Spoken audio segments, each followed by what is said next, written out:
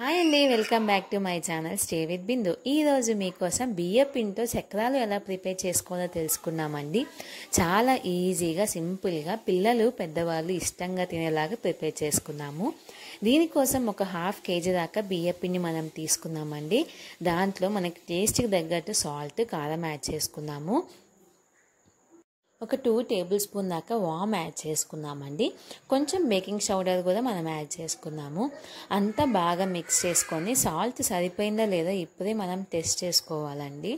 ఒకవేళ తర్వాత మీకు సాల్ట్ అనేది అడ్జస్ట్ అవ్వకపోతే, ఒకవేళ మీరు సాల్ట్ యాడ్ చేయాలనుకుంటే కొంచెం వాటర్లో సాల్ట్ మొత్తం కరిగించుకొని అప్పుడు ఆ పిండిలో మనం మిక్స్ చేసుకోవచ్చండి. కారమైనా అంతే మిక్స్ చేసుకోవాలండి. సో ఈ విధంగా మనకి ఎంతైతే వాటర్ అవసరం అవుతుందో అంత వాటర్తో మనం ఈ పిండిని మొత్తం మిక్స్ చేసుకోవాలండి. మీరు వాటర్ ఎక్కువ యాడ్ చేయొద్దు, కొంచెంగా గ్రాడ్యువల్గా యాడ్ చేసుకుంటే మనం పిండిని ఈ రకంగా కలుపుకుంటే సరిపోతుంది. ఇట్లాగా మనం అంతా మిక్స్ చేసుకొని దీని ఒక 15 to 20 మినిట్స్ దాకా పక్కన పెట్టేసుకోవాలండి.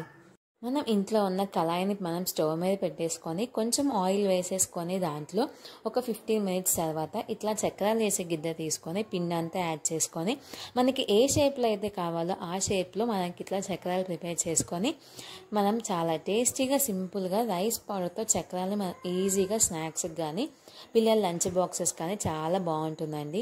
మీరు కూడా ట్రై చేసి ఏ విధంగా వచ్చిందో చెప్పండి. Thanks for watching. Please like, share and subscribe. Have a nice day.